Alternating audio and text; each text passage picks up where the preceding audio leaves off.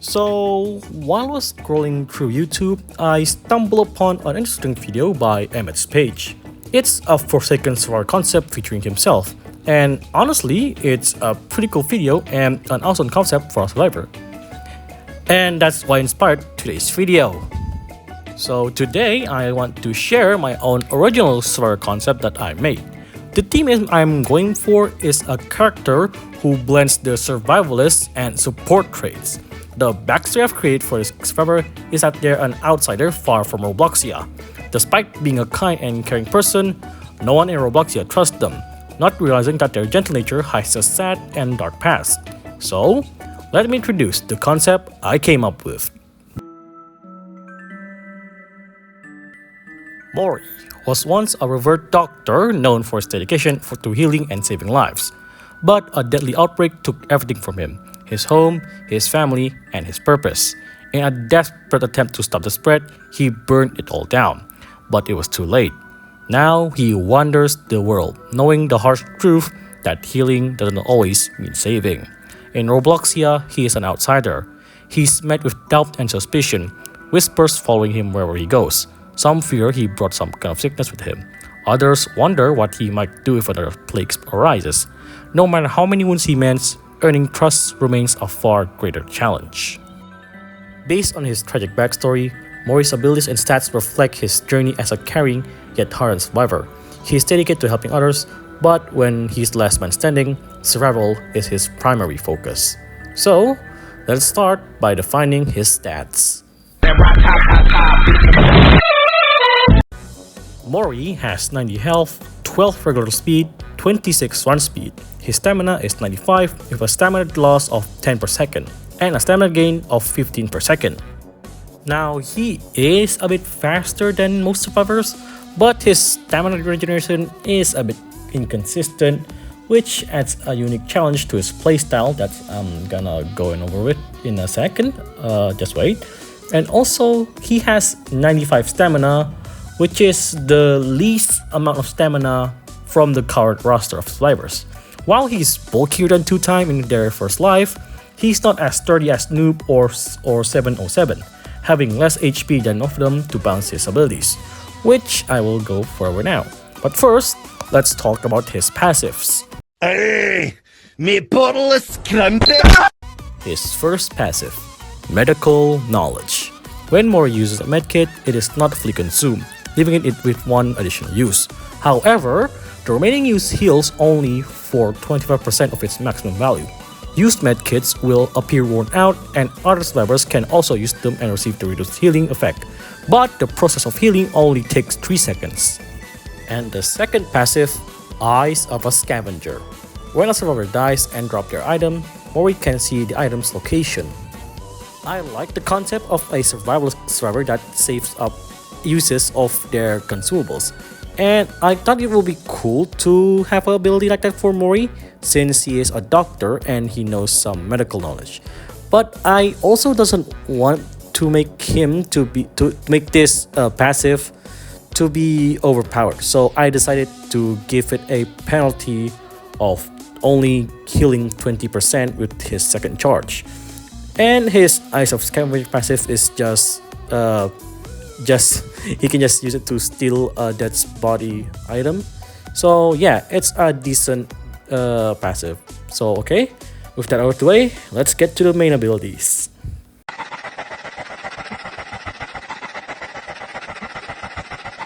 For the first ability, we got Crow's Warning. This ability can only be used during a chase, meaning it can only be activated when you can still hear the layer 4 of a killer's chase team. Mori lets out a loud crow-like scream that alerts survivor within 150 steps of him.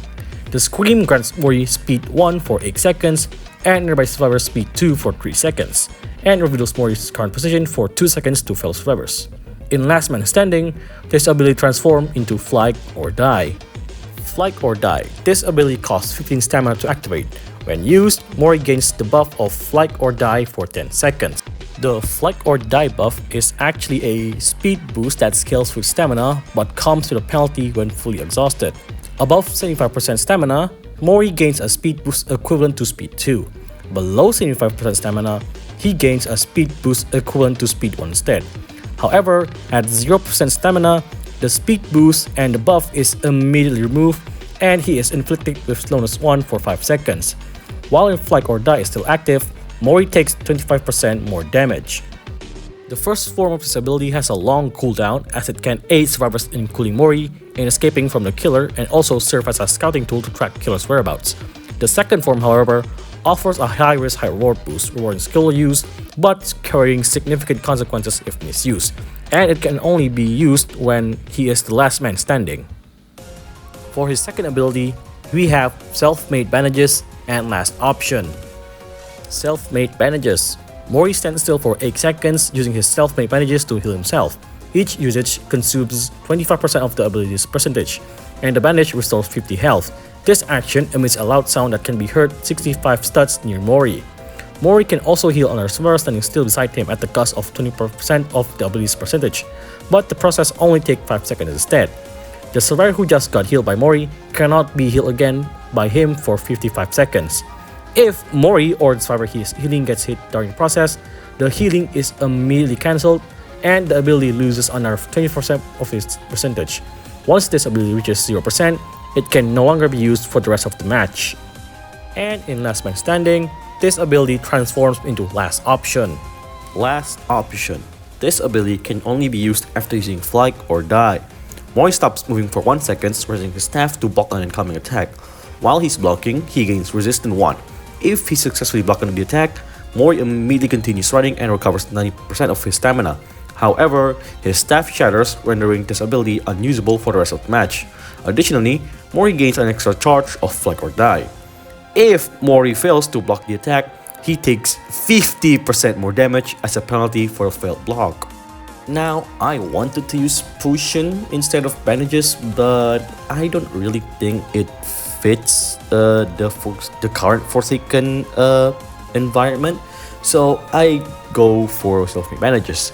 Now, it seems overpowered, like 50 health is actually a lot, but remember, it has 100% percentage and it uses 25% of each uses, so it can only be used for time, and if the killer interrupts Mori healing himself or other survivors, it loses another 25%. So additionally, you lose 50% of the ability percentage, which is a lot.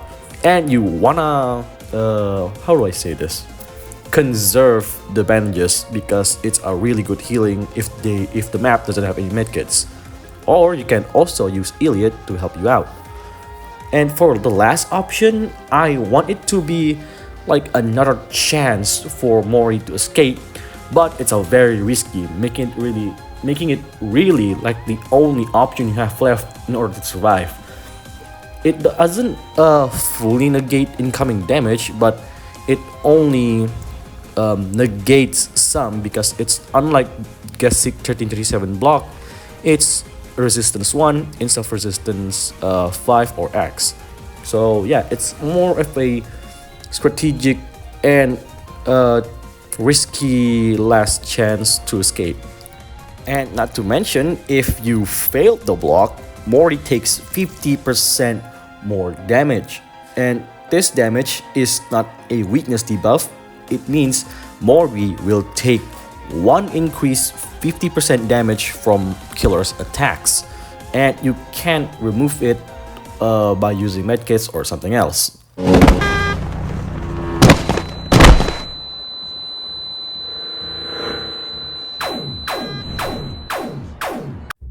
Mori's playstyle revolves around assisting and warning others while in cases, then healing himself or his teammates when safe. His Crow's warning alerts survivors to the killer's location, making him invaluable for scouting and keeping others aware of danger. When injured, he can use his self-made bandages to heal himself once the killer is no longer on his tail, or he can help a fellow survivor recover in a secure spot.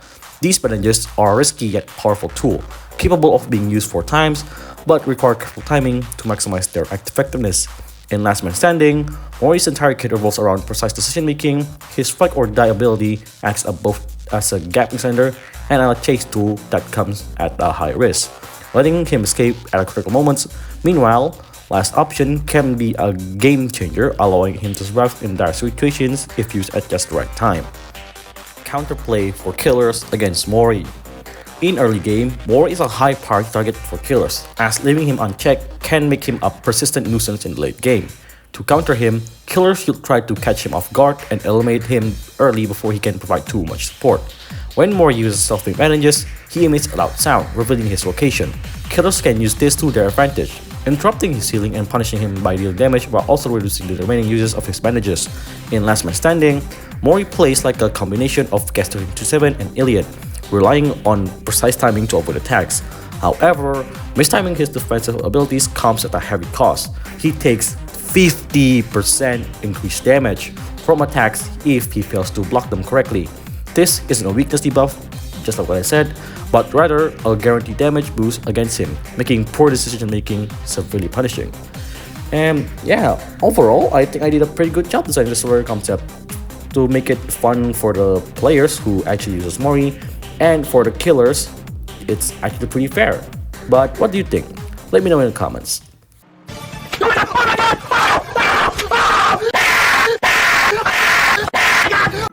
Okay, so the reason why I want to make this section is because once I was watching Emmett's video, he doesn't really explain of his character's origin, so I want to make something different.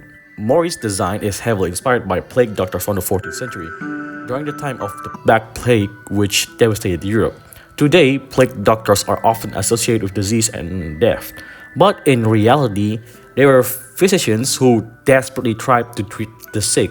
Due to the lack of medical knowledge at the time, they resorted to strange and often dangerous remedies, hoping to cure an illness which they barely understood.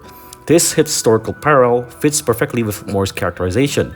Like the plague doctors, he was once a dedicated healer who genuinely wanted to save his hometown. But he is faced with an unfamiliar and unstoppable epidemic.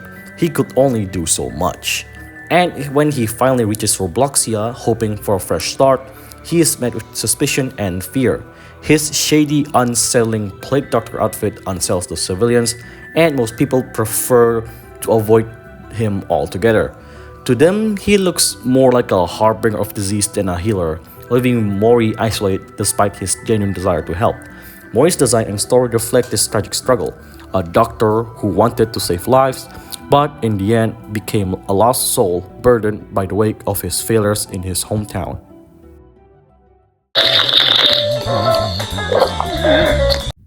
Okay, so I also made some interaction between Mori and our survivors, and it's actually pretty good, I think, but here it is.